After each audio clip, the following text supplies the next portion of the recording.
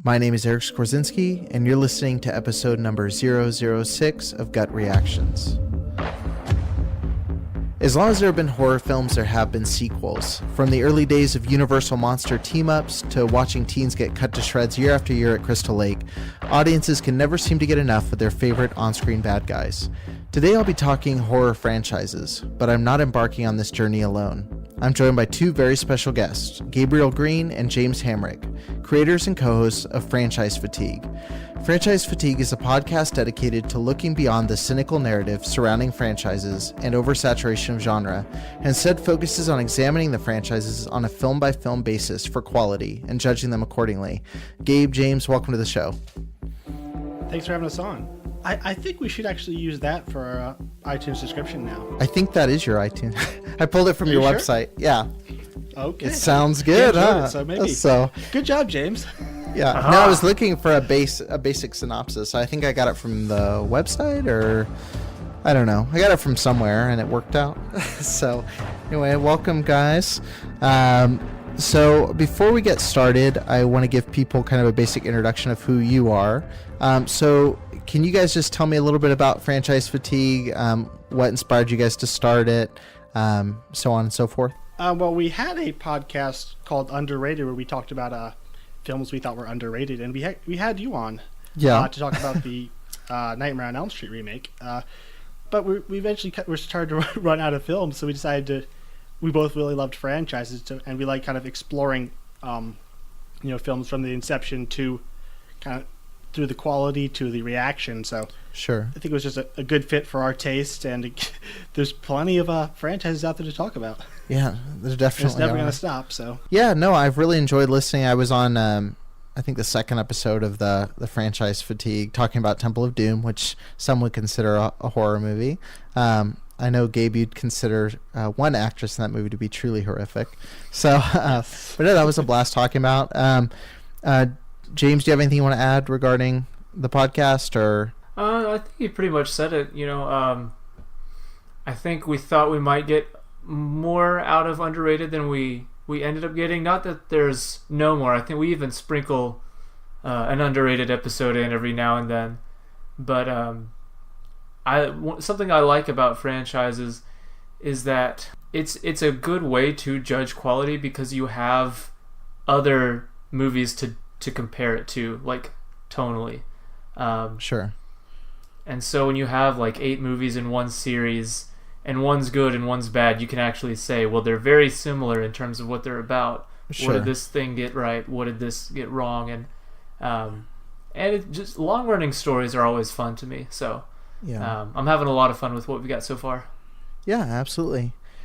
So you guys talk about all varieties of genre. Obviously, this podcast is centered around the horror genre. So can you guys just share, what your first experience with horror was? I think I was around 10 or 11 whenever I saw Psycho, and soon after The Others. And there wasn't really a lot horror related that I watched before that. Okay. But I really loved both of those. And then around that same age, a little bit after, we ended up moving into a house across the street from my cousin, who I was 12 and I think he was like a senior in high school, and he loved the horror genre. So instantly I was over there like every night, and like from the get-go it was Nightmare on Elm Street, The Grudge, Ring, Friday the 13th, just kind of back to back. So you had a wise guru that taught you the way. Yeah, and so I have him to thank for my my love of horror. Oh, what about you, Gabe? I'm pretty sure the first horror film I saw was Alfred Hitchcock's The Birds.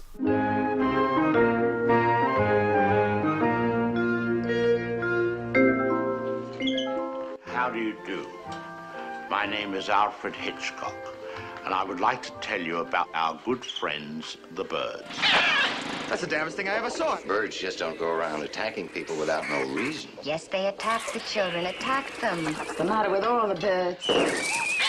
Birds are not aggressive creatures, miss. They bring beauty into the world. Those gulls attacked. Impossible. They came in right down the chimney. Why are they doing things? It's the end of the world. I saw that. I'm thinking I was like 7 or 8 when I first saw it. And it truly disturbed me. Like, I could not sleep that night. I had the image of the old man with his eyes plucked out in my head. I eventually had to go and sleep at the foot of my parents' bed. It just seriously disturbed me and pretty much put me off horror films for the next decade or more.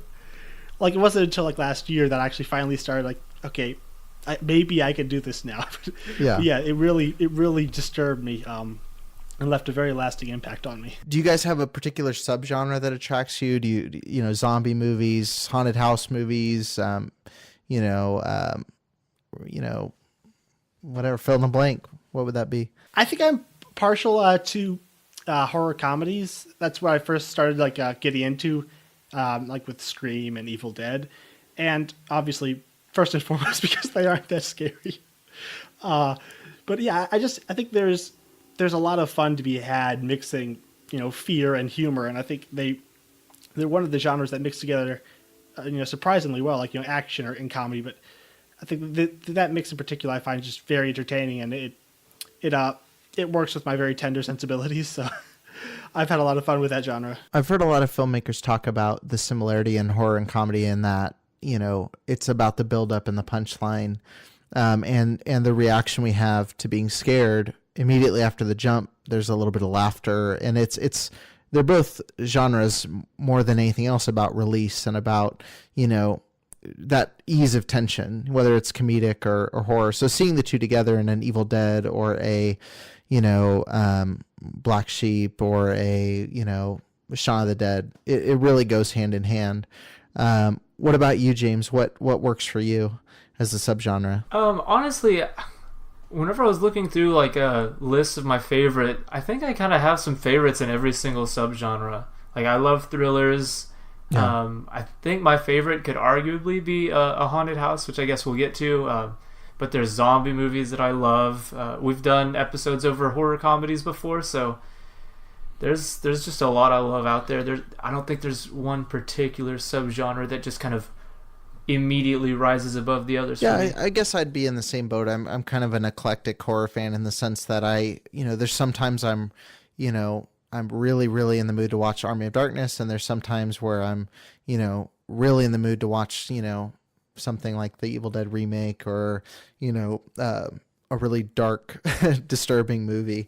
I think that's something you've brought up in the past is you want to watch a Friday the 13th, you want to watch a Texas Chainsaw. The times you want to watch those two different films and the type of reaction you have to both is completely different, but it's kind of equally enjoyable. And so, yeah, I'd fall in the same way. As of late, I've just enjoyed watching through 80s slashers, the good, bad, and the ugly, which there's mainly ugly and a few gems here and there, but I love them all. So favorite subgenres, what's your guys' favorite all-time horror movie? If someone asks you what's the movie that is the reason you keep going back to the well looking for more, Gabe, we can start with you. This is hard because there aren't many that I've seen more than once. The two that have struck me as probably having the most quality would be John Carpenter's Halloween and Fede Alvarez's Don't Breathe. Both of those were just like perfect little horror films. The one I've seen the most, I think I enjoy the most, would be James Gunn's Slither.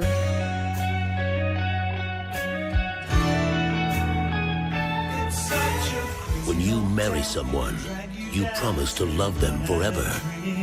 Baby. No matter how much they might change. Right? Baby, what happened to your face? It's just a bee sting. From Universal Pictures Tree is sick or something? comes a film so shocking. We got a real problem here. So disgusting. Don't let him in your mouth! It will change the face of horror. Marriage is a sacred bond, for better or worse. Much worse.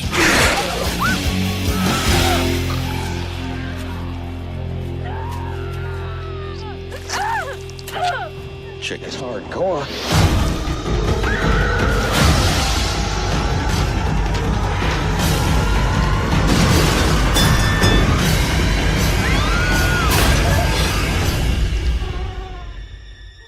Something's wrong with me.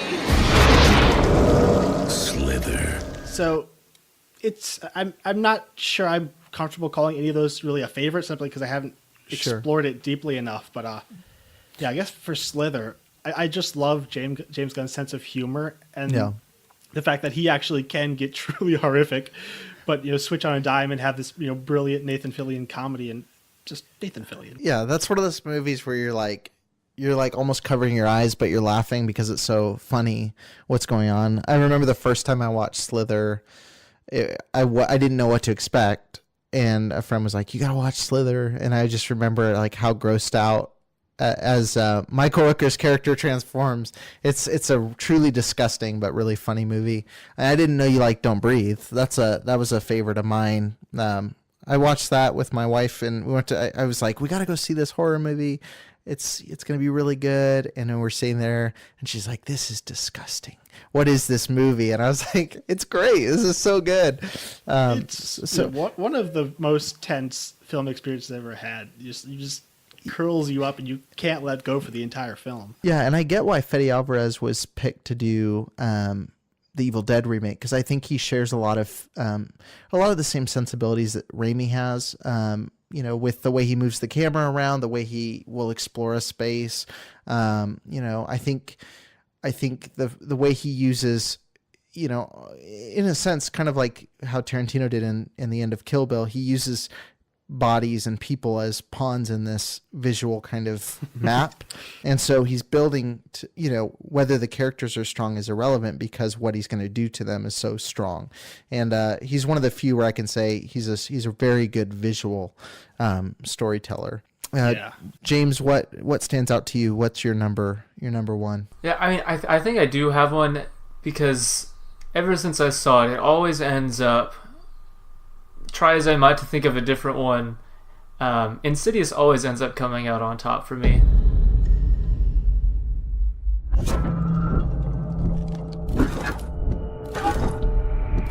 Are you ready? Yeah.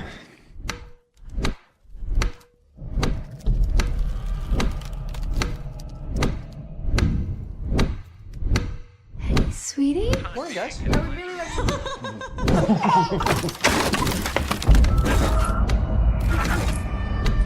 He's not in a coma. They don't know what to call it.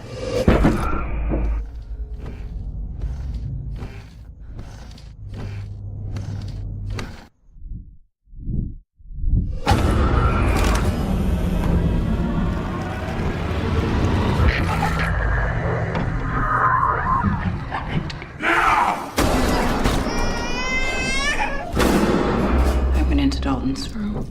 There was something in there with him. I know someone who can help. We took tri-field and EMF readings of the whole house. Wiring, alarm clocks. I don't think bad wiring is the problem here. I want to leave. I want to leave this house. What is it?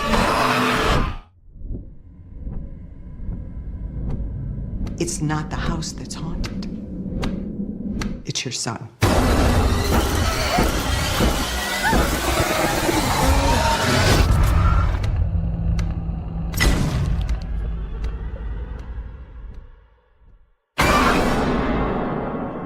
I think, in terms of quality, there's really not much about it that I think it gets wrong. I think the cast is legitimately fantastic. I love that it actually establishes believable characters and succeeds in asking you to invest in them. Like, I cared about the family dynamic and their plight through the movie, and I also just find it genuinely scary, and I think it's a great showcase of different kinds of scares. It has jump scares, ones that like legitimately make me jump, like they live up to their reputation, and then other slow burns where it creates an atmosphere and a sense of tension, and the reveal isn't this in-your-face thing. Just off the top of my head, like as she's recounting, walking through the hallway into his room, and she slowly opens the door, and the silhouette is just standing there pointing. Like, it's nothing jumps at you, but it's just after all of this build-up, just this one image that creeps up on you, terrifies you. And then there's even just a line of dialogue that gives me goosebumps every time I watch it. And so I think because James Wan is definitely right now my favorite horror director. Of everything he's done, this to me is the best showcase of everything he has to offer as a filmmaker. Yeah, I watched the first Insidious for the first time the end of last year, and because I wanted to see the surrounding film around that one jump scare that's become so iconic. And I enjoyed it. I didn't enjoy it on the same level, but I really appreciated it. To me, everything Wan does is compared to The Conjuring now, which is for better or for worse. So if I'd seen Insidious divorced from knowing who it was, I would have been blown away even more. But I really enjoyed it, and enough to catch. I watched the last installment, well, not last, but the most recent, The Last Key, and what that really brought home for me was how much the characters of Insidious really work. As much as I didn't care for some of the surrounding new cast. I think Lin Shaye, and her character of Elise is such a rock star in the series. And I the fact that she's this 67-year-old woman getting thrown around by ghosts is pretty cool. I think for me, it changes all the time as well. I love Nightmare on Elm Street 3, Dream Warriors. That movie hits all the right dots for me. 1, 2, Freddy's coming for you. 1. He's close.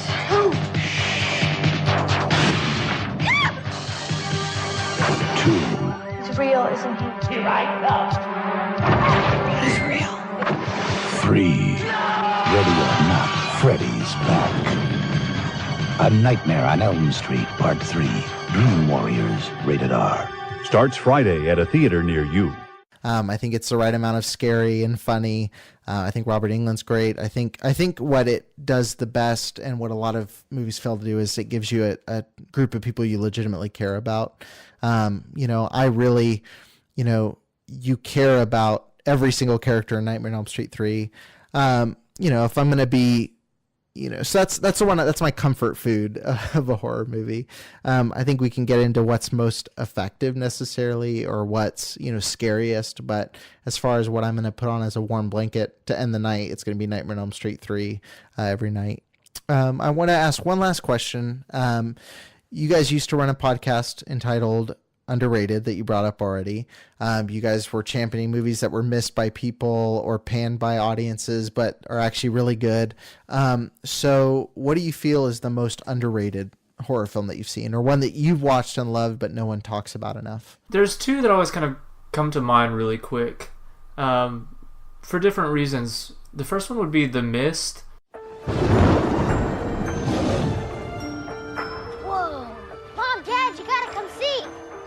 So fast, you just gotta come on. Whoa! Having spoken, the doomsayer departs. Come on. Why don't you get Billy dressed? I'll take him into town with him. Hit the store before it gets all bought out. How'd you folks hold up in the storm? Big insurance day. Sorry to hear that.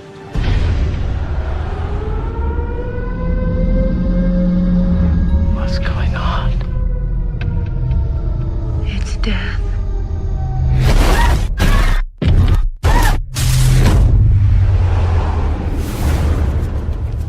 Something in the mist! Shut the doors! Shut the doors! The only way we're going to help ourselves is to seek rescue. Tie this around your waist. What for? Let us know you got at least 300 feet. There's nothing out there. Nothing in the mist. What if you're wrong? Then I guess the joke would be on me.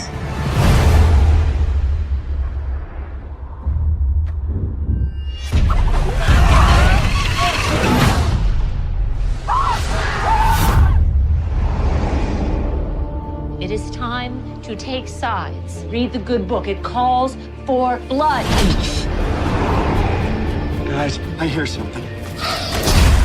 Are those bugs? Not like any I've ever seen. The entire front of this door is plate glass.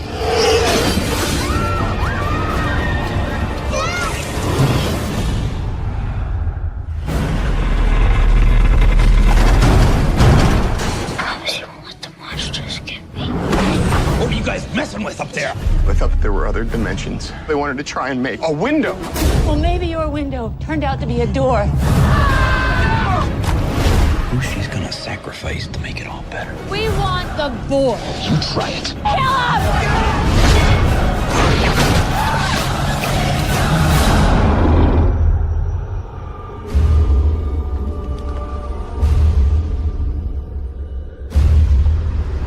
And it didn't get bad reviews, and I think it was pretty well received initially, but it's one that doesn't come up a lot, I think. Yeah.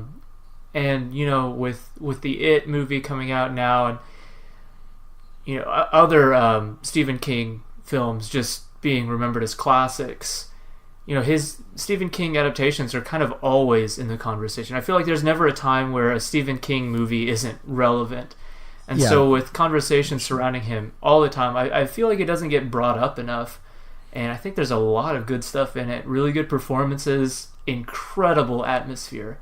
It was a movie that really stuck with me. But the one that I would say is most genuinely underrated would be the one that we had you on for, which is the Nightmare on Elm Street remake.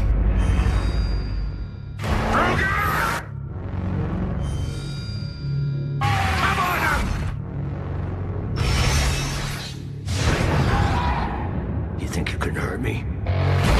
Do you think you can turn back time? Do you think you can bring the dead back to life? Who are you? I'm your nightmare. A Nightmare on Elm Street starts April 30th. At least that I've seen. It's one that I really wish fans of the series would have kind of loved together, because in a lot of ways it's what the original could have been. I don't mean that in a negative way, but I'm sure a lot of people familiar with the series know that it delved into Freddy in a way that Craven initially was going to, and then decided not to. I think we talked about that on our episode. So it's cool to me that we were able to see this version of the character now, with modern effects, sometimes for worse, but sometimes for better.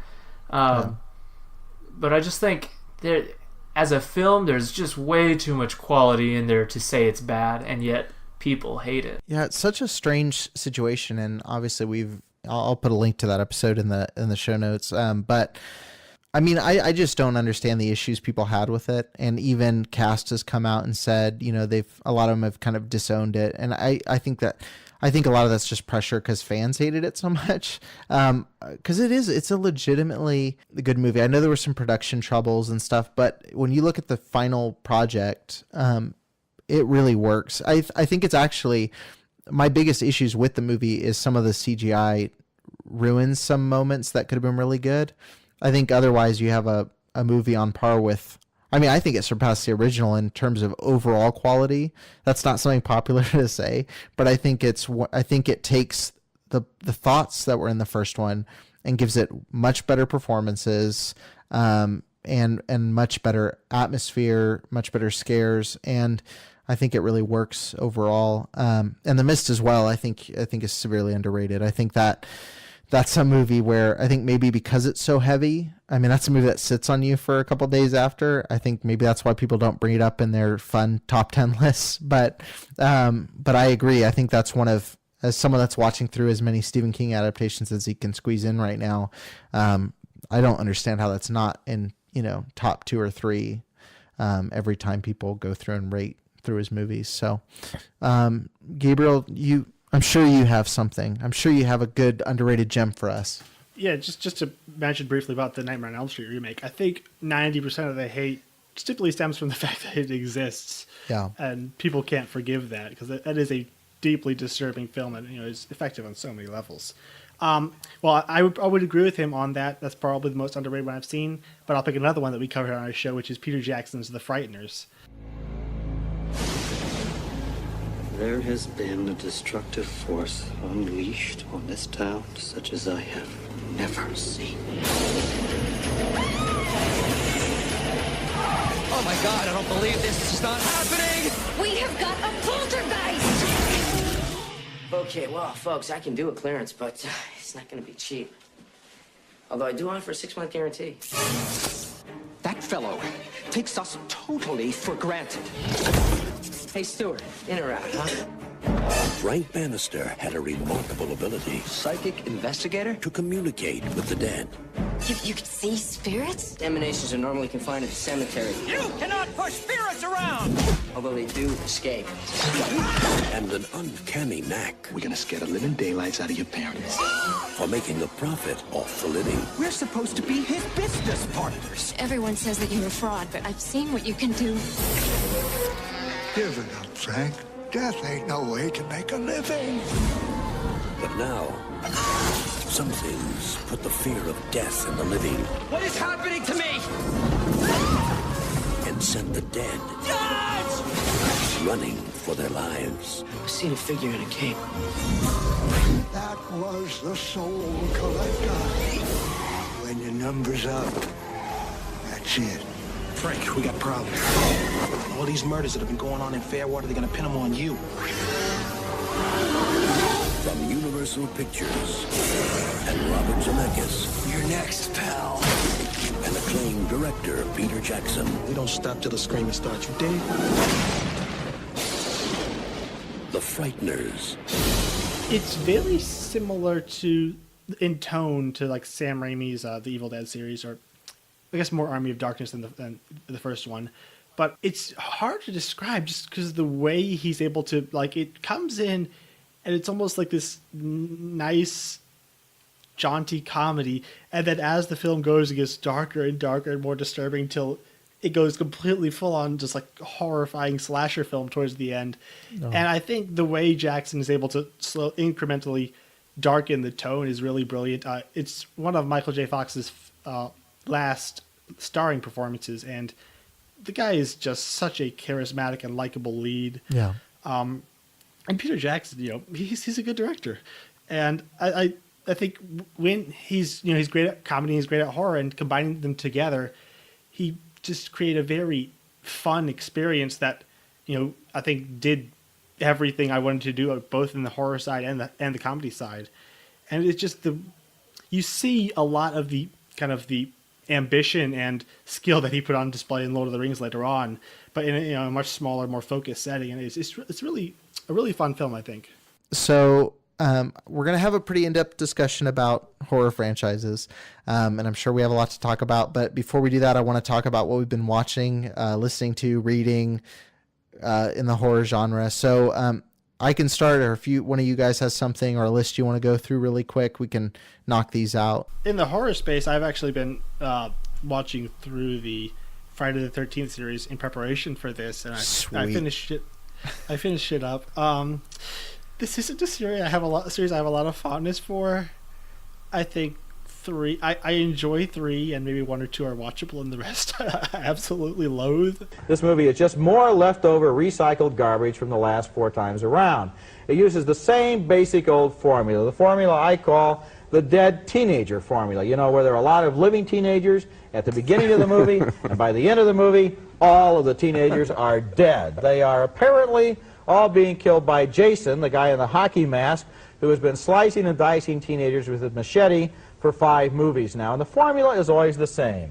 Jason is out there in the wind and the rain, and there are dead bodies all over the house, and everybody is screaming, and their clothes are ripped off their backs, and there's blood all over. And so, of course, more teenagers think it over and decide that what they've got to do now at this moment of crisis is walk out in the forest by themselves. Jason is out there. There are dead bodies everywhere. Let's go skinny dipping. Right. The producers of Friday the 13th Part 5 have decided not to supply any scenes from the movie for reviews on television. And I wonder why not, or maybe I don't wonder why not. No, you know why not. Maybe I'm happy that we don't have to look at any scenes from this movie again. Even 6? Even 6? That's one of the ones I like. Okay. I guess the ones in the last week would have been Jason Goes to Hell and Jason X and Freddy versus Jason. Jason Goes to Hell is terrible. Agreed. And the Freddy versus Jason X are... They're a bit more campy. They're having fun with it, but they still have all the same problems for me, which is I don't care about the characters. The pacing is pretty much non-existent. They're just kind of just events with things happening. There's not really much of a plot, and that kind of plagues the entire series. And I'm not sorry I saw it, but I really I'll never have any desire to go back and watch these movies. I really like Jason X. I've revisited a lot. it has issues, but I think when they went full camp, it kind of worked in their favor, because going the direction of what Jason Goes to Hell was, and just I think it was good. It was a good way to get them back on track. And Freddy vs. Jason is moments, but not a cohesive movie. Yeah, going full sci-fi, it definitely gave it a respite from the camp setting, which was, once you have 8 films there, it's a bit much. No, it's hard to keep that momentum. He went to Manhattan one time. Yeah, for about 5 minutes. He was on a boat one time. Yeah. I think your review said Jason takes a boat. I think that was, yeah. Which, that disappointment aside, I actually enjoy elements on the boat. But the first time you watch it, you're so excited to see him killing New Yorkers. Like, you want to see Jason, like, in a taxi cab. Like, talk about a poster overselling what you're going to see. Friday the 13th, have you been watched or anything else? Or has that been kind of where you've been That's living? it horror-wise. Otherwise, I've been doing my MCU watch-through in preparation for Infinity War. And I know you love those films, right? So Captain America Civil War, I gave it a 2-star rating. And oh my gosh. And what am I doing here? And for context, Jason X, I gave Jason X a 3.5-star rating. So Why did we have this guy on our show, James? So diversity of opinion. So there you go. But I mean, hey, but there's a variety of tastes, but that's where it goes down to what you're into, and I'm all about that. If you enjoy them, I'm never going to tell you not to go. And for a reference, I gave Civil War 5 stars. I think it is one of the most impressive comic book films I've ever seen. So okay, we'll save that for your podcast. James, anything you've been watching? Well, I had all of these lofty ambitions to finish all of these different franchises for this podcast. Same, man, same. And then classes came, and I was not able to watch nearly as much as I liked. And I started with Nightmare on Elm Street and watched it from start to finish through all of the films. And then I was like, I want to get more diversity, so I'll just do the first film in each one, and then the second one.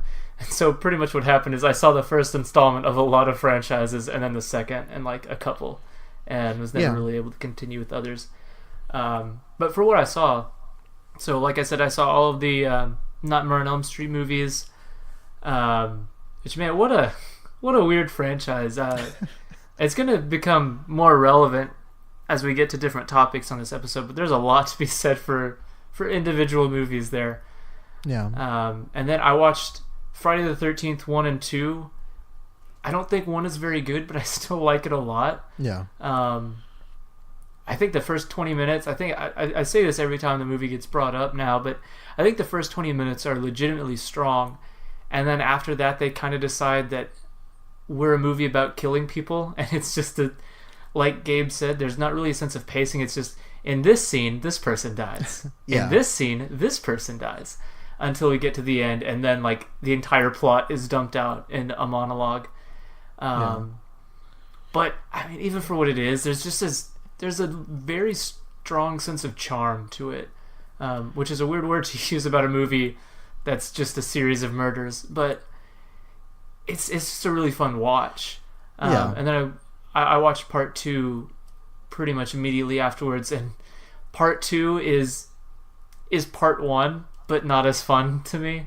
The exact same premise. Teenagers show up and die. Yeah. No, I've had varied opinions on 2. Two's a weird one because I love the image of the baghead Jason. I think that's kind of scary, even though they lifted it straight from Town That Dreaded Sundown, and they're pretty open about it. I think there's some fun stuff in there. The wheelchair kill is great. so brutal. That's fun. But what I like about especially the early Friday the 13th movies is that in a weird way they're very ambitious in the sense that they even when they didn't have the budget to pull off some of the kills they tried to do, they went for it. And so it's fun kind of seeing, when you imagine a group of people just running out into the woods to make a horror movie, which is essentially what the first film was. Listening to Sean Cunningham talk about it, it's really interesting how much actually does work in those movies. Was there anything else you caught up on besides those, or? I watched The Evil Dead 1 and 2 recently. First time, right? I enjoyed... First time, yeah. Just this past week, both of them. I enjoyed 2, but I think I went into 1 thinking that the tone of 2 was kind of the series, and I knew that, okay, this is supposed to be kind of like a really gross out but comedic series, and the first one definitely has gross out stuff, but the humor is a lot more subtle than I expected, and the scares are a lot more frequent, and so I think the shock of seeing what 1 was added to how much I love it, and now I think it's probably one of my personal favorites in the genre now. You can see the beginnings of a fantastic director in that movie. Yeah. There is some awesome stuff going on, and his eye for cool shots is, I think there's a lot to be said for that, like how cool some of the composition is considering how low budget everything is.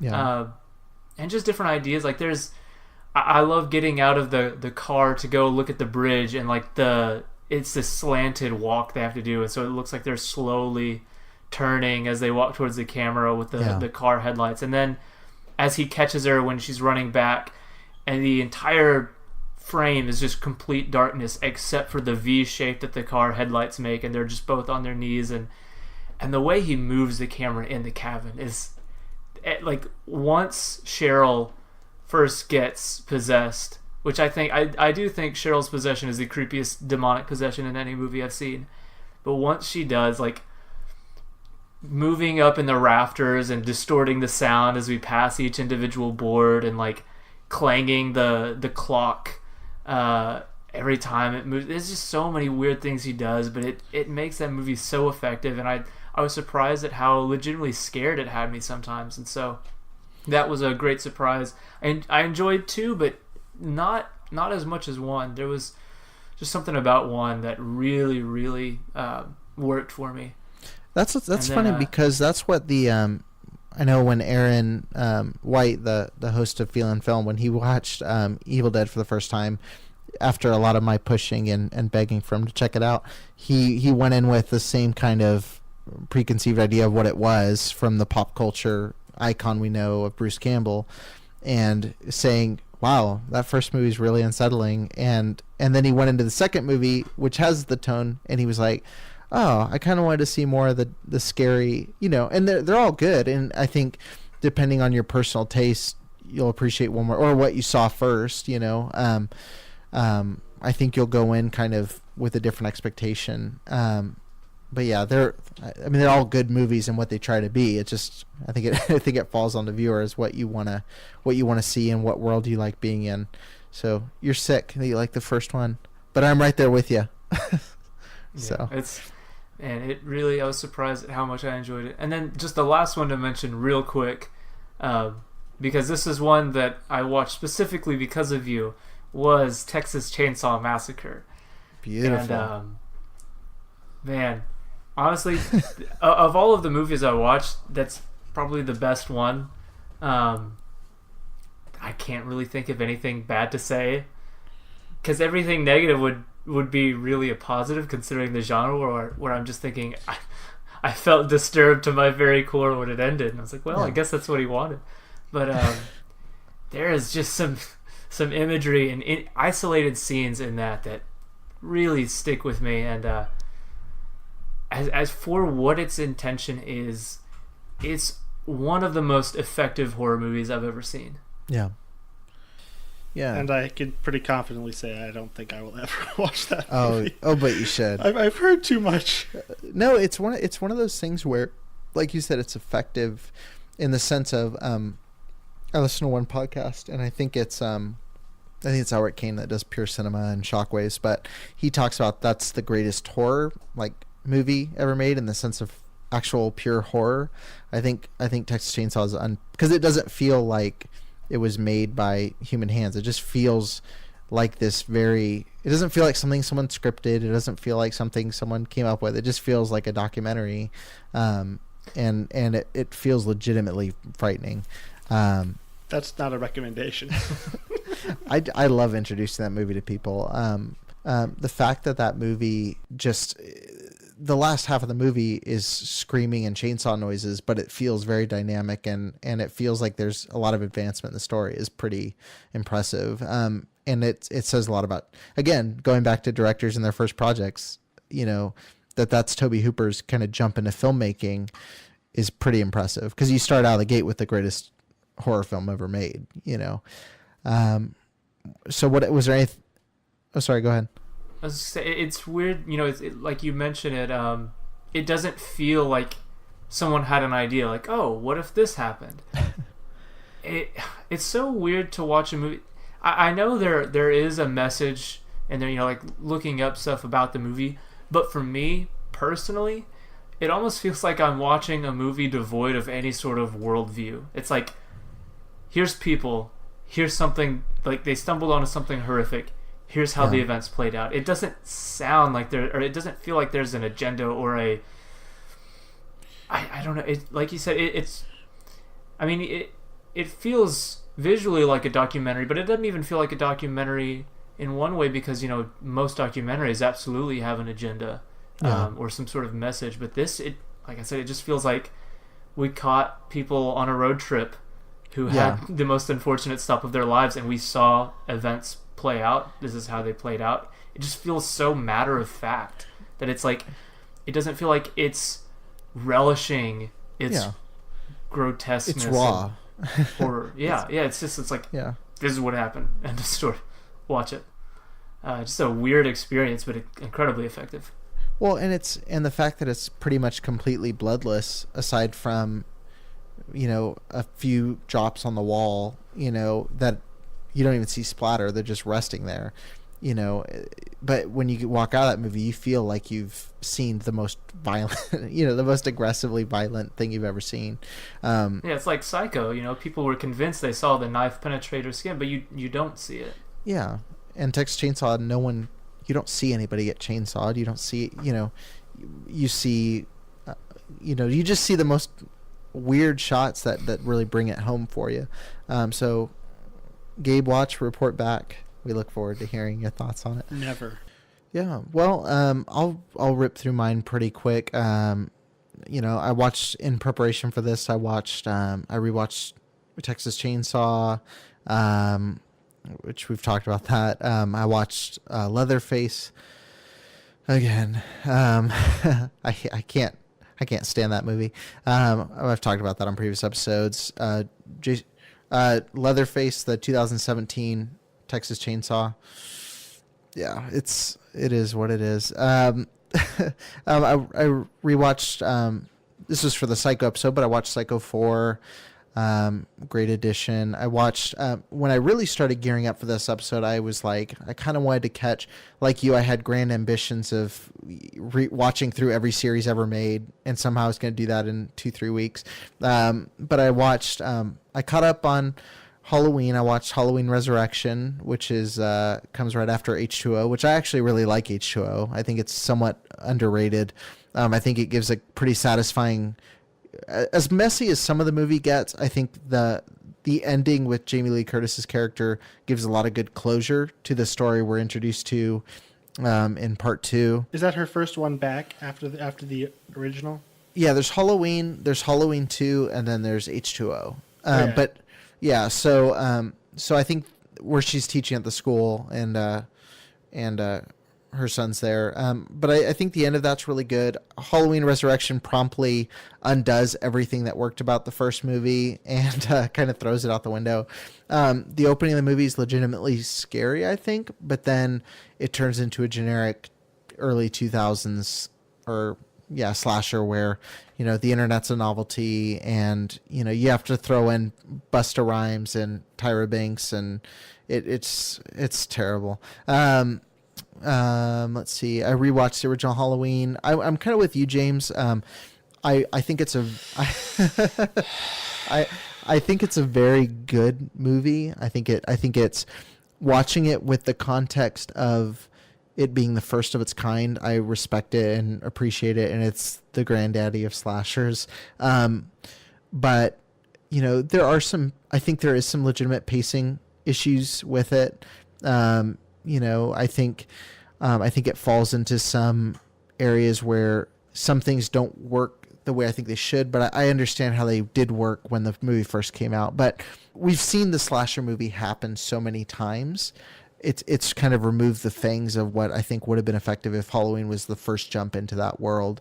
Unfortunately, a side effect of the Friday the 13th sequels and, the slasher craze of the 80s is that, a lot of great horror films were lost, or a lot of tropes were overdone, or, so I really enjoy it. It was one of the last slashers I really watched was Halloween. I had watched Texas Chainsaw. I had watched Friday the 13th, the entire series, and then Halloween was the last stop. And so, it didn't grab me the way it, grabbed most. But it's still a great movie. I wouldn't discount that at all. For me with that, it's like, what if all of these tropes were executed by someone who knew how to use a camera and make a movie? Yeah. I've seen all the tropes before, but this is what these people were trying to go for.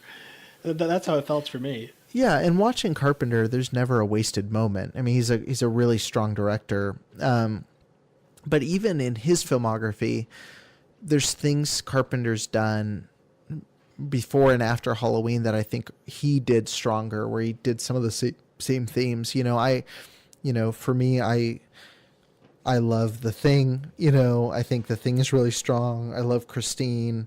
I love what he did, even movies like Big Trouble in Little China that are more fun. I just think his direction's so strong in so many movies to an extent that's like out of this world.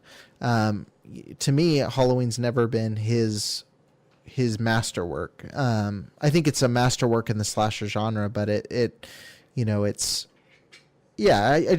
don't have the same, it's not a movie I revisit very often. But I appreciate what it is. Let's see. I'll zip through the last few I watched. I watched Leprechaun 1 through 3 for St. Patrick's Day. Gabe, you were watching Leprechaun right before you jumped on. What were your thoughts? It's terrible and it's a lot of fun. Okay, I'm right there with you then. They're not good movies, but they're good at being what they are, which is these goofy. I think I told you guys before we started recording, but the one benefit that Leprechaun has that, Friday the 13th and other movies like that didn't is that they know that they're silly from the beginning. And so watching Warwick Davis just chew scenery the whole time and, everybody in there, you're like, I don't think they're really Irish or that the people here know anything about Ireland or Irish people. Does Warwick Davis even attempt an Irish accent? I can't even tell. It sounds like he's just using his regular British accent. He's trying, I think. So I love it. I love, and I really like Leprechaun 3 because that's when they went all out. Like they just took it next level and started building the little mythology that they had into this weird. It's funny because the series is almost, when I was rewatching, it's kind of like the Christopher Reeve Superman franchise, in the sense that there are no rules with the powers involved. And so, as silly as the Christopher Reeve Superman movies get, with now he can rebuild walls with his eyes and he can rip Teflon off of his Superman S and throw it like a Frisbee. It's Leprechaun's the same way. Like in the first one, he's hurt by clovers, and then he's hurt by iron, and then he can teleport, and then he can shift bodies like a face hugger, an alien. It's just bizarre. It's a weird franchise, but I didn't know Leprechauns could do that. That slipped past me. I wrapped up Channel Zero. I wasn't super thrilled with the last episode. I was hoping it would come a little more full circle than it did, but overall really enjoyed it. How do you explain it? So Channel Zero is a anthology series. I've only seen season 3, but essentially what it is, the only way I can describe it is it's basically 30-minute nightmares. And so, I've likened season 3 of Channel Zero as Texas Chainsaw, directed by Stanley Kubrick. It's a very dreamy, ethereal, weird show, and it's hard to explain it without giving away too much, but it's a lot like, you know, a lot of Italian horror. It's focused on the atmosphere more than anything, to the extent I think, James, you brought up before. Sometimes it sacrifices logic to the point where it can be frustrating, but you have to put yourself in this idea of it's dream logic, and that sounds like a cop out, but it's masterfully crafted dream logic, and I think there's really interesting themes it plays with. And I think if you let it just take you, I think it's a really interesting experience, and I really enjoy it. Season 3 is the only one I haven't finished. I think, well, actually, I've only seen the first episode, and I do plan on finishing it, but like you said, you brought up one of my, well, pretty much my biggest criticism about it is, it just doesn't feel like people behave like humans in it. Yeah. And I think that the problem is that the visuals and the situations are what's surreal and dreamlike, but I feel like the people are supposed to be us. It's like, what if reality collided with some sort of, you know, surrealist horror? Yeah. And so when people don't really be, you know, like, it tells us that it tells us a lot about individual characters. Sometimes I do think it does really great work with its characters, but then after it's spent 2 episodes saying this about a person, they'll go and they'll do something completely different from everything the show's told us about it. I think season 2 is certainly more frustrating than season 1, which of those two, season 1 is easily my favorite. It has a couple of moments where I just get like I want to bash my head into a wall, but it also has a lot of great moments too. And the one positive that I will say across everything I've seen from every episode is that the imagery and the atmosphere is phenomenal. There are moments that are just the most unsettling images, and I think season 1 is the one that got me the most, just because it's based on a children's puppet show, and what they do with that, like the images they create and the way they distort the film and the way they bring it to life, it's like genuinely haunting at times. And so I was always able to get past my frustrations with the characters just because I was thinking, like, I'm on episode 2 and I'm gonna have nightmares. Like, there are 4 more left. I gotta continue.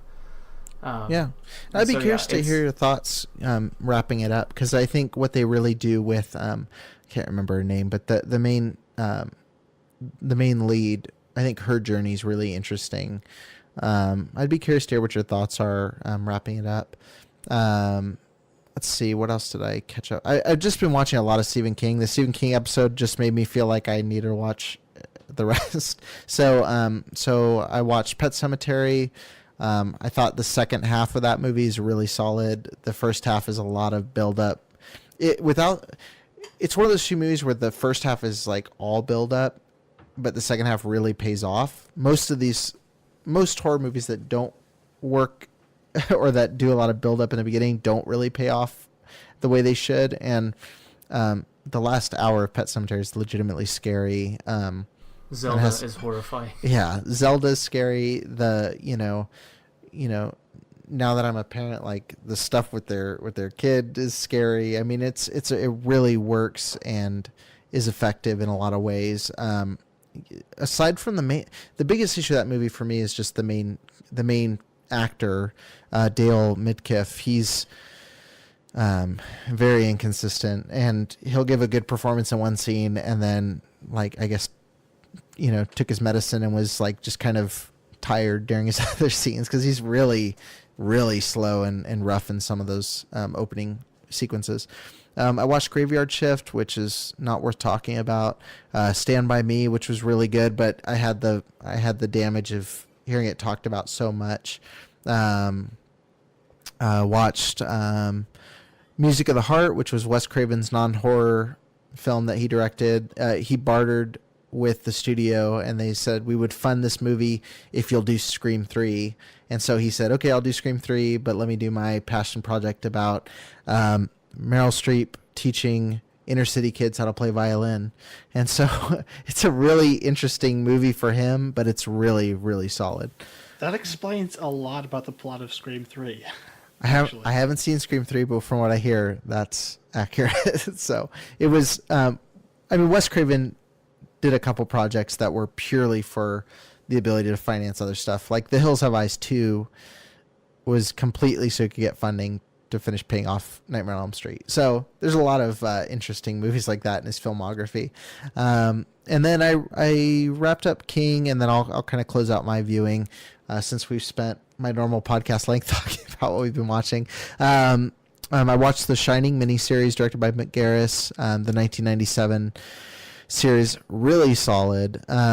Some rough early 90s CGI, but the actual series itself is really, really good, and gives a lot of depth to the characters. I really wasn't expecting a lot, and I really enjoyed it. Let's see. I rewatched the It miniseries because I just watched the It remake, and wanted to revisit it. I had fond memories of the series. It doesn't hold up. I got to eat my words on, I think the last podcast I was saying that it was a better film than the remake. I do stand by, I think Tim Curry's Pennywise, the way that they treat him is better than, I still don't care for the Pennywise and the scary sequences in the It remake. But I think everything on a filmmaking level is superb in the remake. The way the kids are, the way the kids act, the way the kids are written, the performances are solid. The TV series has a lot of dullness to it, a lot of budgetary things that held it back, a lot of rough performances. There's some good stuff in there, but it doesn't hold up for a 4 hour sit straight through it and watch it. And I was kind of bummed. The good stuff in there is the scenes with Tim Curry. The bad stuff is everything else. Yeah, there's some charming moments with the kids, like the kids in the theater and stuff like that. But especially going back from the cast of the new one, which they just knocked out of the park, every single one. Going back to this old cast was just really hard. I wish I hadn't rewatched and just had the fuzzy memories I had, but it'll probably be a while before I jump back. And the last one is going to be my bloody good movie for this episode. We're finally through the end of what we've watched. I watched Stephen King's Silver Bullet, which was a first-time viewing.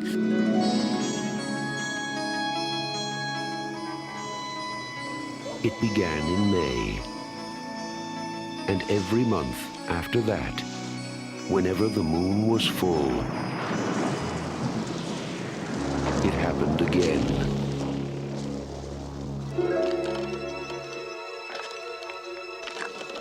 And again.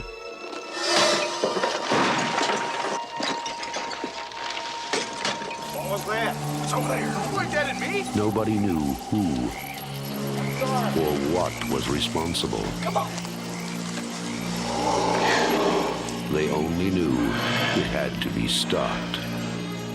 Now, from the master of mystery and suspense, Stephen King's Silver Bullet.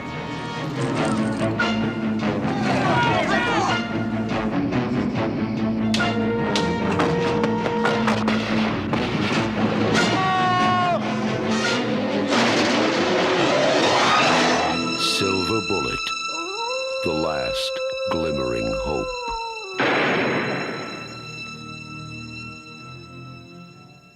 It's just a really solid movie. It has no fat on it. It's not a perfect movie, but it moves. It's got a great performance from Corey Haim.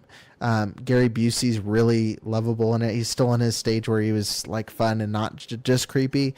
Everett McGill is terrifying.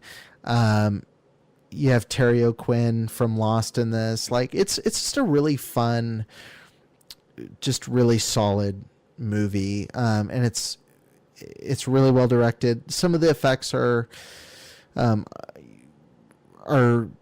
the best. But I think I actually like the design of the werewolf. It goes back to kind of that Universal look, where it's a guy. It's obviously a guy in a suit. It doesn't have the right legs that you expect from werewolves watching movies like Cabin in the Woods or clips from American Werewolf in London, but I think it really holds up, and it's a really fun little movie. So that's my recommendation of the King movies I've watched recently. As far as first time viewings, that's got to be my pick for what I'd recommend people watch if they haven't seen it. If you haven't seen any King, obviously I'd go for a Carrie or a Shining, but Silver Bullet, if for the hardened King fans that maybe have missed it, I definitely recommend it. So we've got a lot to talk about still. So let's get started with the discussion about franchises. What are the key ingredients? So when we're looking at a horror franchise, what are key ingredients that you guys look for? What does a franchise need to be good? I think to start, you just have to have a good idea and someone with a good vision, because, I mean, a part of, the purpose of our podcast is to fight against the idea that, there's too many, there's oversaturation. But you do have to deal with the fact that there's a lot of franchises in the horror genre. Yeah. And I think to be successful, you can't say, like, you would fail today if you said, we're a scary movie about a guy who wears a mask and kills people. You have to... You have to have a cool idea. And I think equally important, it should be, and this may be more of ingredients for a franchise that I enjoy as opposed to one that may be successful, but it should be an idea that can be explored through multiple movies. Part of the reason why I much prefer a series like Nightmare on Elm Street 2, Friday the 13th would be the idea has kind of been explored at the end of Friday the 13th 2. We've seen most of what it has to offer. Whereas Nightmare on Elm Street, some of those movies are absolutely terrible, but there's other ones that you get to and you're like, this is really good, and this is why it continues. I too love Dream Warriors, more so this time rewatching it for this show than ever before. This may be the only slasher where I'm thinking, I hope Freddy doesn't get the kill, because I really love these characters. Yeah. And they use the setup from the first and they just completely expound on it in ways that feel completely natural to the universe. And so I think you have to have cool ideas and ideas that won't get too repetitious. A good protagonist or antagonist, and then most importantly, just make them good. Like put in quality more than anything, because repetition can kind of be overlooked if you're at least pumping out good movies. But I think if you have a cool idea and you're getting directors who actually know what to do, you can create cool franchises. Yeah, definitely with the concept, because you look at like Friday the 13th is just a guy in a mask kills people, whereas Nightmare on Elm Street is this evil guy is able to invade your dreams, and depending on the version, maybe even come into reality. And it's just the concepts and ideas that you can have just from exploring dreams are pretty much endless. Like even the horrible ones as the series goes on are still sometimes bringing in fun new concepts that we haven't seen before. Sure. That's something that you can keep on going with. Or something like Scream, where that has that concept of a very self-aware audience who they all know horror films, and it's constantly commenting on that. But I think the most important thing is just good characters that I want to watch. Yeah. Just looking at like the titles in the Nightmare on Elm Street that I care about are the ones that have characters and where the film actually cares about the characters, because this happens so often in horror, especially slasher films, where the film does not care whatsoever about the characters, and if it doesn't, why should I? It's sure. Very difficult to get invested in that. And I think a counterpoint to that would be the Scream series, which, even as its concept wore kind of thin around 3 and 4, it absolutely loves its characters. Like, it's almost kind of like a little soap opera going on with just all the different drama with all these characters, and they're so likable. And that's the thing Wes Craven is really good at, is making these like horrifically violent slasher films almost feel just sweet and comfy. He had a really good knack for that, and I think just the whole series is incredibly likable because I just like being with these people. And like, you don't want to pull like a Friday the 13th Part 2 where in the opening you kill off a character from the previous film. It's just like, yeah. That's how you make me hate your movie, if you show no respect for the people I already care about. Well, it's funny you said that.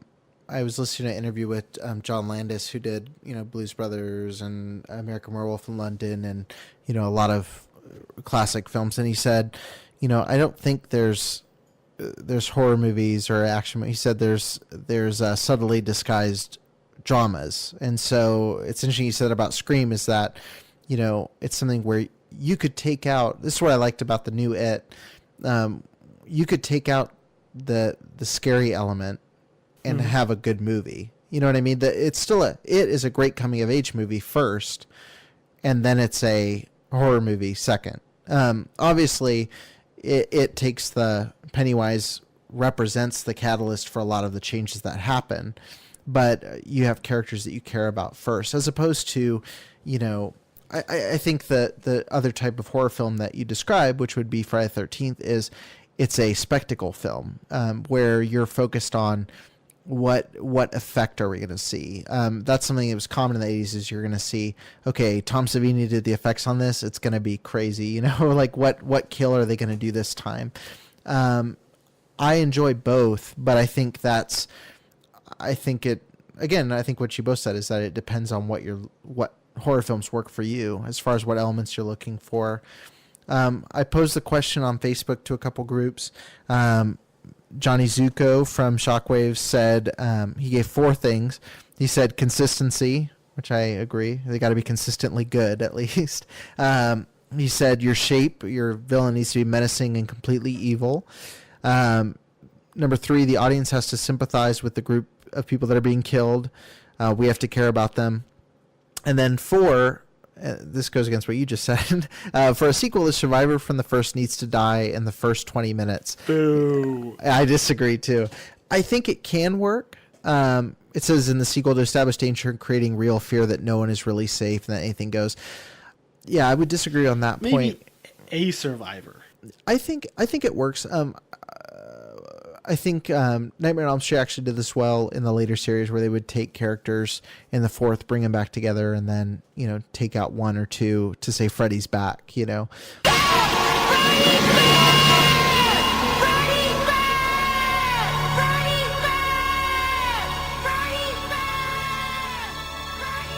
But I think... But I hate that. Yeah, but I hate, I hate in movies where... You obviously know the person's not in the movie because you've seen the commercials, you've seen the billing, and you know that character is not going to be around very long. If they brought back someone for a day of shooting, that it doesn't tell you all bets are off. It just says, with most horror sequels, they probably couldn't afford the cast member in the first one at this point, and B, it's going to be someone that's there as a plot device to get you introduced to the new person you saw in the trailer. But aside from that, I would agree with most of that. And then I'll just read one more example.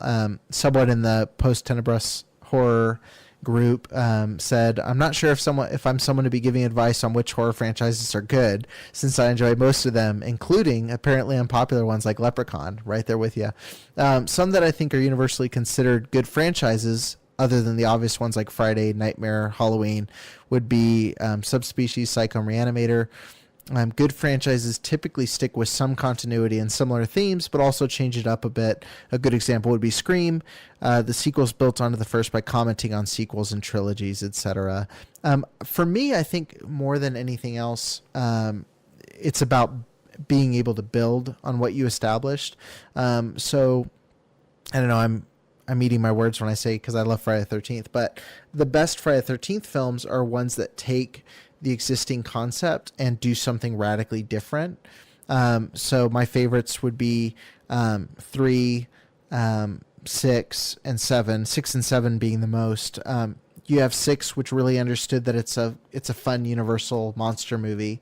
So you have this character. How do we play with the tropes of slashers? And then 7, which has become maybe my favorite of the series, introducing a girl with powers that we haven't seen in the series before, kind of a Carrie figure to stand against Jason. I think they took a base concept where, fine, if your concept is someone's going to kill some teenagers, do it in a different setting, do it with a different wrench thrown into that idea.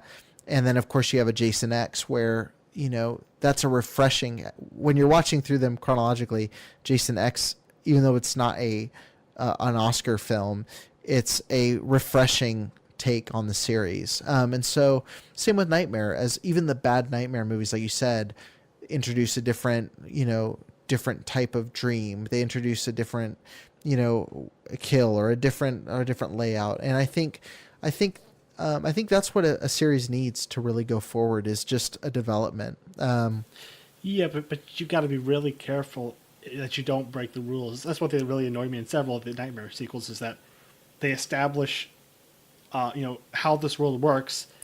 Which one? And then if you have Freddy running around in the real world and then going back into dreams and stuff, it's like you've destroyed all the logic. But she pulls his hat out in the first one.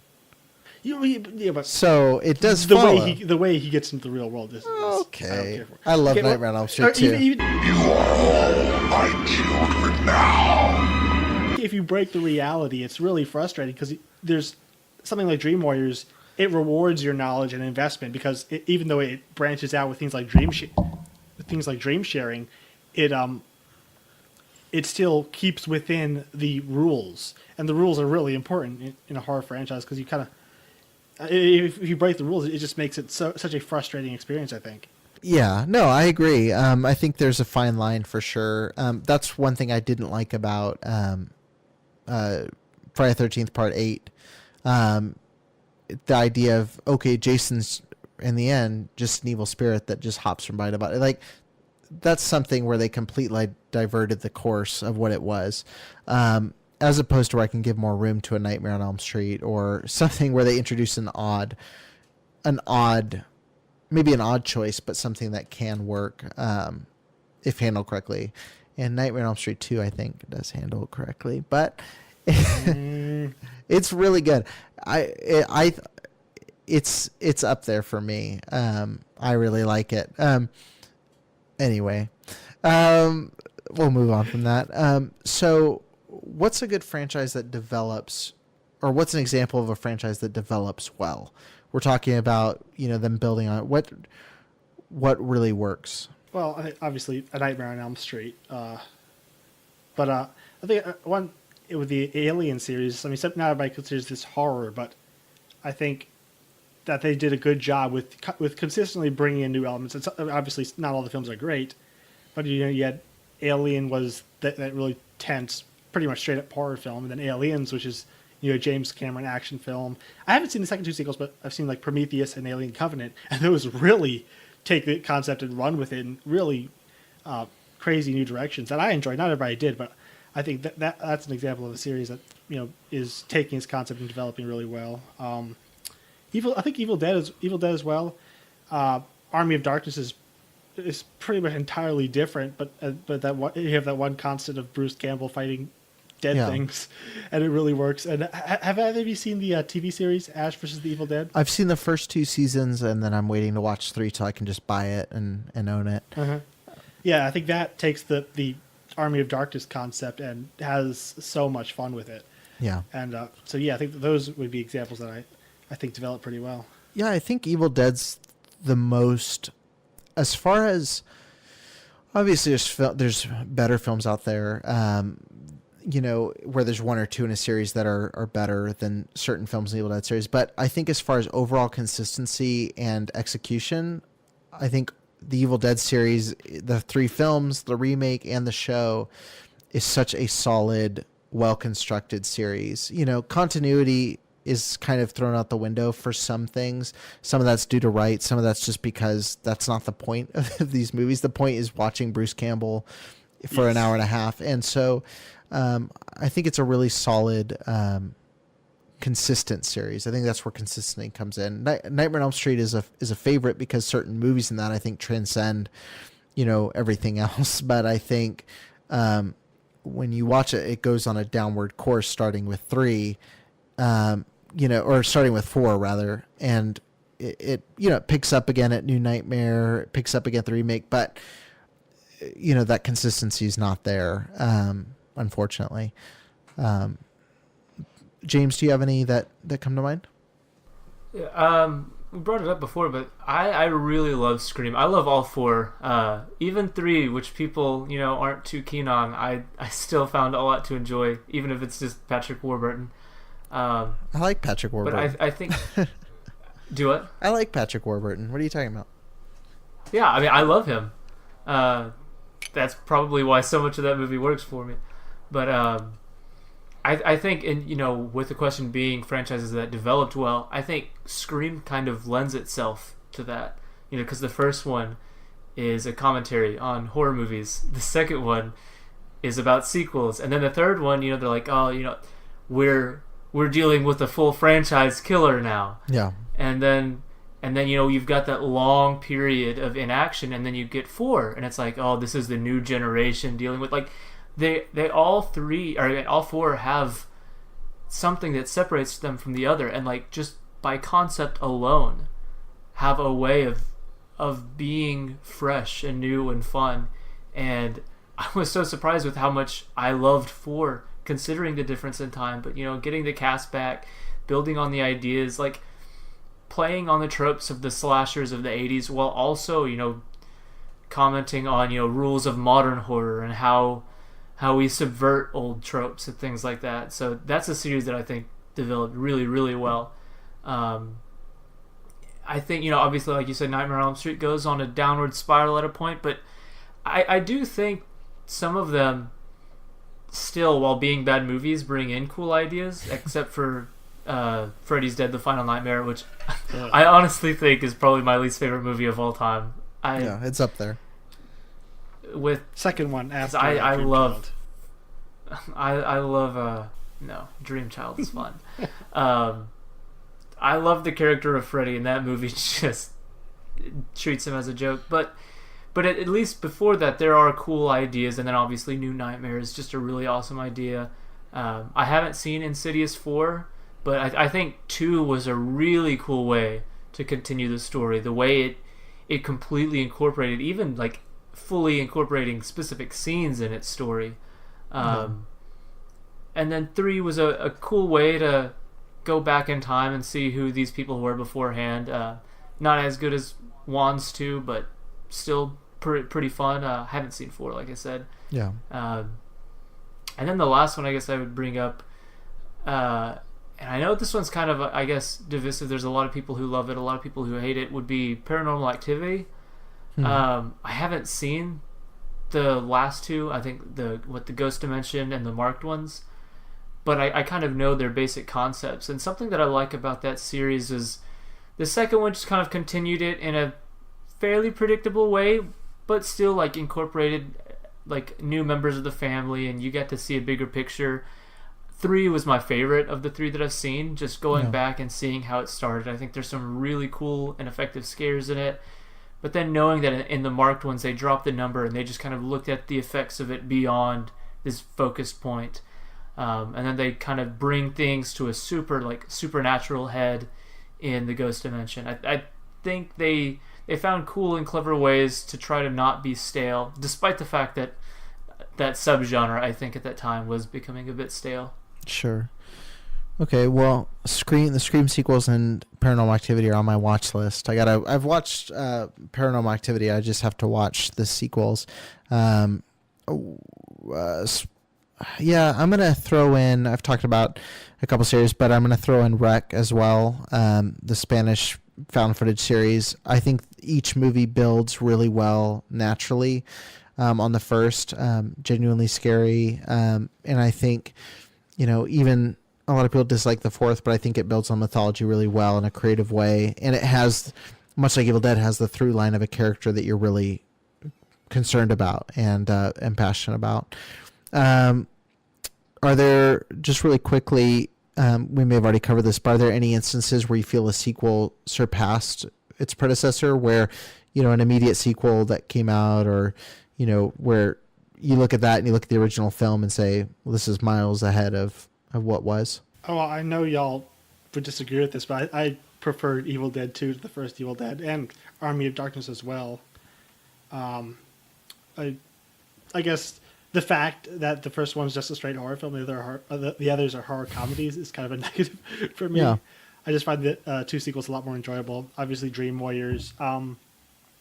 The seventh Friday the 13th sequel, The New Blood. You mentioned that as well. I think that's. I love that movie. It took 7 films for the series to get good, but hey, it got there. Yeah. I don't know if Blade counts as horror, but I like Blade 2 better. I think it's a much better film, basically on every level. Those are a blind spot for me as well. But I don't love them, but I think Blade 2 is better. Okay. And I prefer Aliens to Alien, although I won't hate you if you, because they're both pretty great films. Yeah, I'm in that zone with Evil Dead. I understand people that love Evil Dead too, because it's purely, I think, on a craft level. All the Evil Dead movies are great, but I think it's a matter of preference. Some are going to like the horror, some are going to like the comedy more, and I think really people's like of the show is kind of dependent on which side they fall on. I appreciate both, so I can enjoy them all. My wife just texted me that Wreck is horrible. Sequels: Friday the 13th Part 7.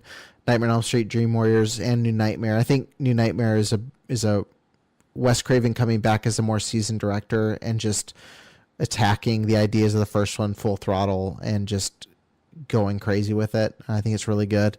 What was the other one? I like Halloween 2 more than Halloween. I really enjoyed it. I feel like it's a really fast-paced movie. Yeah, I think that's it for sequels that surpass the original. My next question in my notes, Gabe, is for you. You've expressed in the past that Nightmare on Elm Street Dream Child is your favorite horror film. Would you like to elaborate on that? Well, it's just impressive that a single movie can contain so much badness in it. I just got to respect that fact. All right, there we go. I just want to get that one out of the way. All right. It's fun. Yeah, I really like horrible. it. The only Nightmare on Elm Street movie I legitimately don't like is Freddy's Dead. I think they all have something that's valuable in all of them, and I think even Dream Child is a really fun movie. Just to defend Dream Child, the reason that I actually have a real soft spot for that movie is I think it's a cool idea. And it's kind of a terrifying idea that you're pregnant with the child and the child spends so much time dreaming that you're like carrying around a conduit almost at all times. And that's because one of my most, the thing that frustrates me about some of the sequels is that they constantly undermine the last movie, where it's like you get this triumphant ending, and then we always have that dumb last scene, but I usually pretend those don't exist anyways. This one is like the only attempt at explaining why he could return, and I kind of respect that, and I think it's just a cool idea. I love watching Gabe's face as you talk about.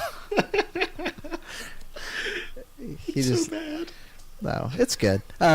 Okay, so I have one more question, and then we'll wrap up. Is there a horror film that you think really needed or deserved the sequel treatment but never got one? I kind of love the Nightmare on Elm Street remake, and I think it would have been cool to see what that franchise would have looked like, in a modern setting. I don't know how much I would have wanted one, just because I kind of like the ending, and again, like the rest of the series, pretend that stupid tacked on ending doesn't exist. Yeah. But I still think it'd be cool to see, just because of how different this Freddy was, to see what this series would have looked like. I think one that we both share would be Cabin in the Woods. I think that's a concept that could be really explored in like a lot of fun ways. Yeah. And then lastly, I'd say I would find it completely hilarious if Peter Jackson went back and created a sequel to Dead Alive. Oh, I'd be so down for that.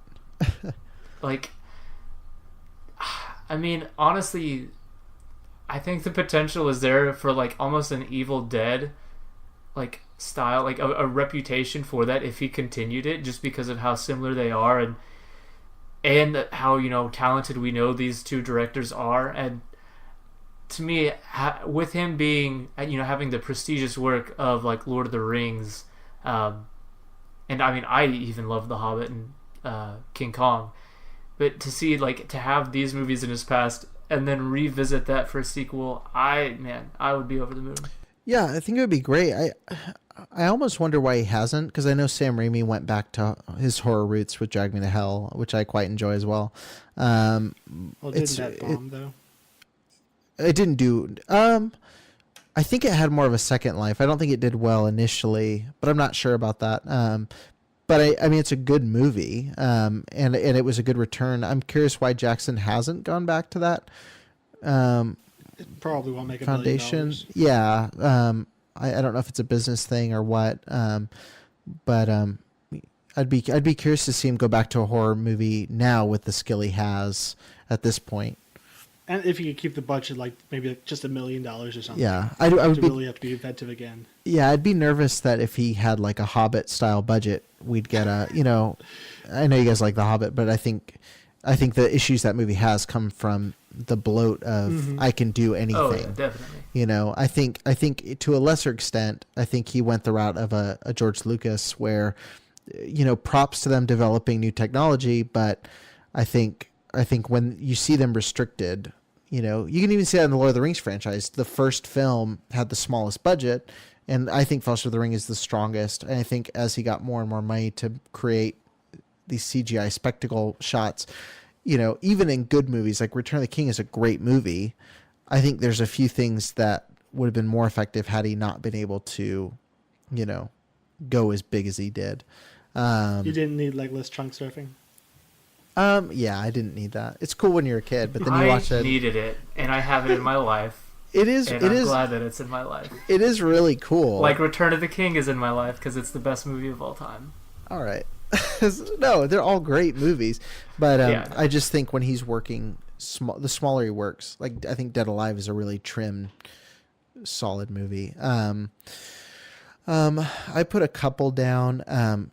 I really wish there was a sequel to Wes Craven's Shocker.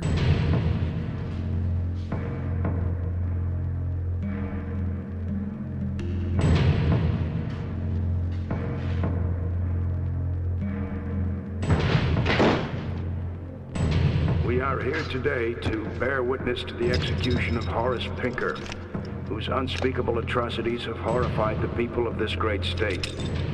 He stands convicted of 52 counts of aggravated assault, 23 counts of armed robbery, and 37 counts of murder in the first degree. Prisoner, have any final words? Yeah.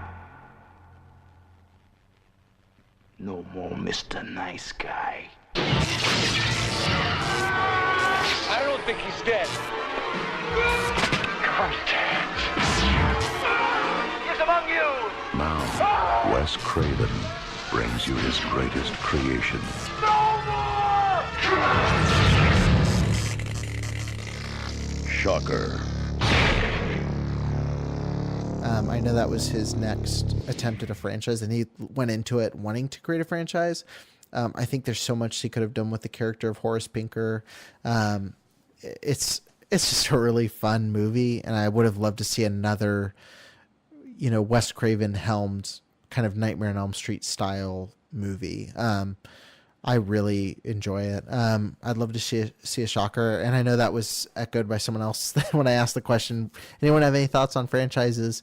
There was a guy in Shockwave named Mike Patterson. He brought up, I would love to see a sequel to Shocker, and I guess I'm the only one. I was like, no, I got you, bro. I'd love to see a remake to oh my goodness. I'd love to see a sequel to the Evil Dead remake. I love the character of Mia, and I think if they had gone the route they were going to before they did the show, and having Army of Darkness and Evil Dead eventually intersect as a film would have been really interesting. I would love to see a sequel to Christine. I think that movie's open for it. The end of it ending with a junkyard. I think the idea of someone finding the metal for that car and creating something new would have been really interesting. Tagline for that movie, I was thinking about today, True Love Never, because the movie's about a guy. Have you guys seen Christine? I'm familiar with the concept. So the guy falls in love with his car, and this demonic car just wreaks havoc on everything. So the tagline for the sequel is "True love never dies, it drives." Ooh, I'll slap it on a poster right now. If I was a producer in the 80s, that would be on the market tomorrow. I'd love to see a Cabin in the Woods sequel. I don't want to see, obviously, with how Cabin in the Woods ends, you can't do a direct sequel. I mean, you could, but it would be way out there. But I would love to see, the events that are happening simultaneously with that movie, with the school and I think it's Japan. And, I'd love to see each of those get their own little movie, or, their first test run of this. Like, how did this whole situation start? How did they get the Harbinger? How did they, all those characters would be really interesting to see their kind of beginnings. Yeah, as long as you can get Richard Jenkins and Bradley Whitford. Oh, they're great in that movie. They're so good in that movie. I'd love to see a sequel to Monster Squad, but at this point, I don't see that happening. I know Iram brought up. You'd think that, like, in the Stranger Things era, that would be like right on the list to be remade. Yeah, and I think because we have Stranger Things and things, I think I'm okay with it not being an exact copy, but it would still be fun to see, like, the creatures from that movie in that style come back. I know Iram brought up in the Gut Reactions group Beetlejuice. I'm way up there for that. I think now I don't want to see Tim Burton go back to that and taint with he's gone off the rails, I think, as a director. If he ever found the rails in the first place. Whoa. Have you seen Ed Wood? Mm-hmm. No, I haven't seen You need to watch Ed Wood and then come back and talk about it. No, props to him for what he's done, but if Beetlejuice 2 was to happen, as much as I'd love to see Michael Keaton come back, I wouldn't want Tim Burton attached. And then I'd love to see a sequel, as you guys said, to the Nightmare on Elm Street remake. So that's I guess I have a few of those. So just to close out, what franchise has jumped the shark in the most horrible way, if you had to throw one out? I guess you can't call it jumping the shark considering Freddy's Dead is the last one. But that's where my mind goes. One that I think a lot of horror fans would disagree with, because I think this is where people's love for it kind of came in, would be Saw with Saw 3. We've witnessed his genius. Most people are so ungrateful to be alive. We know his work. Please don't do this to me.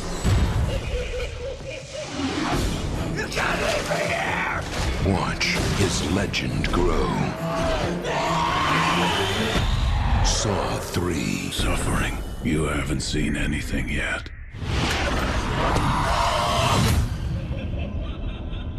I really enjoy Saw 1, and while I think Saw 2 isn't nearly as good, it still kind of continues the concept and is still a pretty decent movie in my mind. Yeah. And it carries the ideas forward. And then at Saw 3, it became the movie that Saw went out of its way to be better than. Yeah. Where it's the villain, there was motivations, there was, I don't know, I think it was what it was trying to be was a lot more mature than other horror movies, and then 3 said, screw that, we're gonna be just as dumb as everyone else and kill people off and be gross. And there's fun to be had there, but it's just, I almost wish it was a different series, like a parody series almost of what was, because now we've kind of lost the concept and the idea. Try as they might, but yeah, so what some of the people are being punished for is just eye-rollingly stupid. And I really 3 kind of became where I don't care too much for it. I really love the Saw franchise, and aside from part. Well, see, that's the issue, is that, I enjoy 1 and 2. I enjoy 3. But the issue going on with this series is that, as someone who enjoys popping one on once in a while and watching it, if you asked me to tell you which movie was which of the last 6 movies or whatever, I couldn't tell you what a single name of a character. I couldn't tell you a single, here's the beginning, here's the ending of that movie. It becomes this blurred, as fun as it may be, it becomes a blurred mess of, here's, I remember a kill, but I can't remember how they got to that kill or why. It just really, regardless of your thoughts on the first two, there's a pretty solid through line, and something we're interested in. What about you, Gabe? What comes to mind for you? I don't know that I've seen one that drastically jumps the sharks. Like the one I'm thinking of, say Friday the 13th or Nightmare on Elm Street. It was more of just kind of a slow, painful death that just kind of declined movie by movie. Whereas Friday the 13th didn't start out with much credit to begin with. Yeah. Yes, I haven't seen enough to point to one that just drastically dove off a cliff. I don't think. Sure. I was thinking long and hard about this. The obvious one, jumping the shark, would be Jaws. the last entries in that series were pretty rough. Well, one could say, I guess, that Nightmare 2 is jumping the shark, but no. I just thought who don't agree one with that. could say that, but one would be wrong. Yeah, one would not say that if they were wise. I'm actually going to echo Saw for you. Thinking about it, that's the one where I just struggle when I've seen all the movies multiple times, and the fact that the latter half of that franchise is one bloody blur is really hard to grapple with. And I think the potential of that franchise could have been a lot more than what it ended up being. I do want to give a special shout out. I forgot to bring this up earlier, but a franchise that's continually improving for me is The Purge. What makes America great? The answer's simple, really. Americans make America great. You are the lifeblood of the nation, and your rights as Americans must be safeguarded. There's only one solution to keep our country great: a new tradition. Participate today, and nothing will make you prouder than when your boy looks up at you and says, "Dad, I want to purge too." I think that's a series that's building on it. I think it's doing the opposite, where it's getting better and increasingly growing. And I think, again, that's where Saw kind of fumbles, is that it takes its premise and then just kind of the balloon just deflates as it goes. And then, you come to the latest movie and they're trying to bring Jigsaw back because he was the lifeblood of the first few movies, So, I'm going to echo you on Saw. Are there any final thoughts? We have to go out with the most depressing question of franchises that have disappointed us. Do we have any final thoughts, any recommendations, any final words, I guess? Watch Scream. It's awesome all the way through. 3 is fun. It's not as good, but it's fun. Yeah, I'm excited to check them out. For a recommendation, this isn't a franchise. I'm pretty sure it's rightfully just kind of this one movie and you're done. But on Netflix, there's a movie called They Look Like People.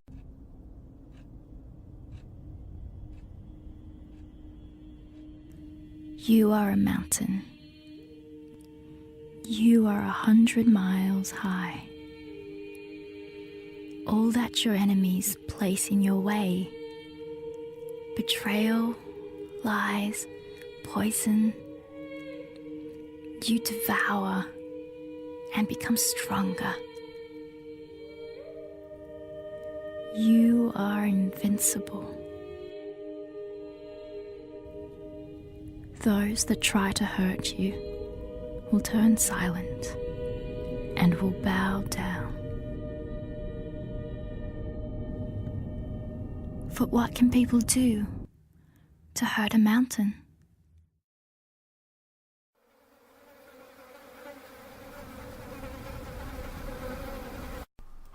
I really, really enjoyed this movie, and this is kind of, I feel like a lot of horror fans have that one obscure movie that no one else has ever heard of, and that you almost feel the need to champion and to tell people about, and that's kind of the one that's become it for me. It's this very low budget, kind of slapped together movie, but it feels like it carries this real sense of purpose, and there's not really a lot of jump scares or anything, but it has this very foreboding and creepy atmosphere that feels like it's got you by the throat kind of at the beginning, and it's just kind of continually squeezing as it gets closer to the end, where you have no idea where it's going and what it's going to do. And I found the characters and the atmosphere and overall message just kind of really really cool. So I think it's a hidden gem out there for people to find. Cool. Gabe, what about you? You don't have to. It's okay. Not really. As I said, I'm not terribly familiar in the horror genre, so Sure. I don't watch all that much. So I pretty much shared the entirety of my knowledge. Well, if you'll allow me, since you like horror comedy, I'm going to send it in the chat right now, but I highly recommend you check out Black Sheep. Miles from civilization. I have a dream for the future. A secret experiment has given birth to a new breed of fear.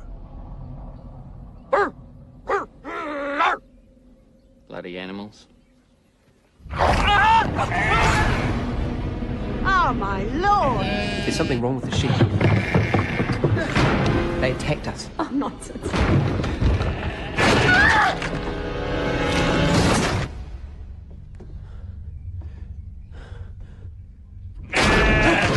Shoot it again!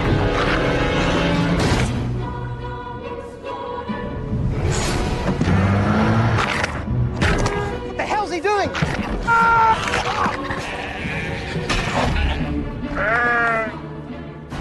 What are you doing in here? You wouldn't understand. What's that noise? Somebody's shearing. Oh God, no. Get ready for the violence. We're trapped. Of the lambs. The sheep are revolting. Aren't they? Oh no. Black Sheep. It's a wild New Zealand horror film. The effects were done by Weta Workshop, who did Lord of the Rings. So the effects are really solid. It's a really funny movie, and I recommend it a lot. So check out Black Sheep. That's your homework. What year is that? 2006. Okay, so not to be confused with the Chris Farley and David Spade movie of the same name. Al Donnelly might just be the next governor of Washington State. All the way to the Capitol! There's only one small problem.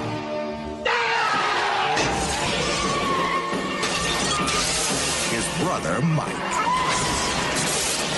What the hell is a Marquis doing here? His heart is in the right place. Unfortunately, the rest of him never is. Oh my God! We've got to keep this bozo under wraps. So now they have to find someone Then I am your man. to keep him under control. Okay, good first day. I want you to do exactly as I tell you. Yeah, okay, keep talking. I know a place way outside of town. Bunk beds. I got dibs on tap. Okay. I got dibs on top, bug. Shut up! So what do you want to do today? No! What's that black thing? Whoa! What are you doing? Give these guys my belt! Boy, I feel like a horse's patoot. Paramount Pictures presents Are you or are you not the Black Angel of Death? Chris Farley, Power to the people! Oh, God, I'm a dead man. David Spade, Hey, gang. Is there an Opie convention in town? The nitrous oxide's leaking into the car. in a new comedy from the director of Wayne's World. Check this out. This whole fridge is held up here just by this plug. Black Sheep. You okay? I'm just dandy. I got a bowl of chocolate pudding in my underpants. We didn't have any pudding in there, buddy. There's one in every family.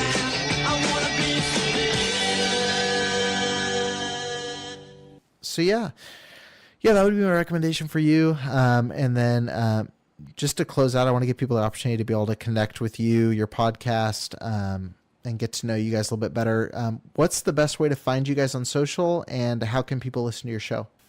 So we are Franchise Fatigue. Our website is franchisefatiguepodcast.com. You can find us on Facebook at Franchise Fatigue Podcast. And of course, if you want to listen, probably best places on iTunes, or you can go to Podbean and search Franchise Fatigue. Yeah, I think that's how you find us. Okay, perfect. All right, everybody, thank you for listening. Just remember to rate, review on iTunes. That helps us a lot with our ranking. Be sure to connect with us on Facebook through our Facebook page or on Instagram. And we actually have a group now on Facebook. We have a couple people in there, the Gut Reactions group. So you can jump in there. We can have more in-depth discussions about what we talked about on the podcast. And you can connect with people like James and Gabe on the internet, not in person. But so anyway, so thank you guys so much for listening. Thank you guys for coming on and talking for a little bit about some horror movies. Thanks for having us on. Thanks for having us. Yep. All right.